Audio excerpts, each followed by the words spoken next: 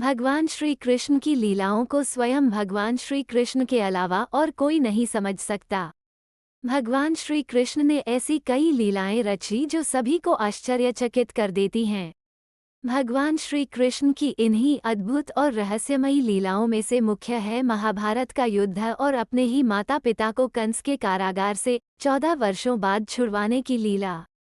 भगवान श्री कृष्ण को महाभारत युद्ध के परिणाम के बारे में पता था, फिर भी श्री कृष्ण ने धरती पर धर्म की स्थापना के लिए और गीता जैसे अनमोल ज्ञान के उद्देश्य को पूरा करने के लिए महाभारत के युद्ध की लीला रची।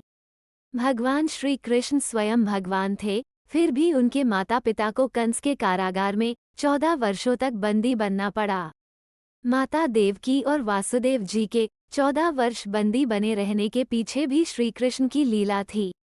कंस के वध के बाद जब भगवान श्री कृष्ण ने कारागार से अपनी माता देवकी और पिता वासुदेव जी को छुड़वाया, तब माता देवकी ने श्री कृष्ण से पूछा था कि आप तो भगवान हैं, आप चाहते तो हमें इस कारागार से पहले ही मुक्त करवा सकते थे, फिर आपने हमें कारागार से छुड़वाने में 14 वर्ष का समय क्यों लगाया। माता देवकी के इस प्रश्न के उत्तर में भगवान श्री कृष्ण ने माता देवकी से कहा कि यह आपके पूर्व जन्म का फल है। पूर्व जन्म में आप अयोध्या के राजा दशरथ की तीसरी पत्नी माता कैकेयी थी और मैं राजा दशरथ और माता कौशल्या का पुत्र श्री राम था। आपने अपने पूर्व जन्म में मुझे 14 वर्षों का वनवास दिया था। इसी कारण इस जन्म में आप 14 वर्षों तक कारागार में बंद रहीं। माता यशोदा पूर्व जन्म में मेरी माता कौशल्या थीं, जो अपने पुत्र श्री राम से 14 वर्षों तक दूर रही। इसलिए इस जन्म में मैं पहले 14 वर्ष उनके साथ रहा।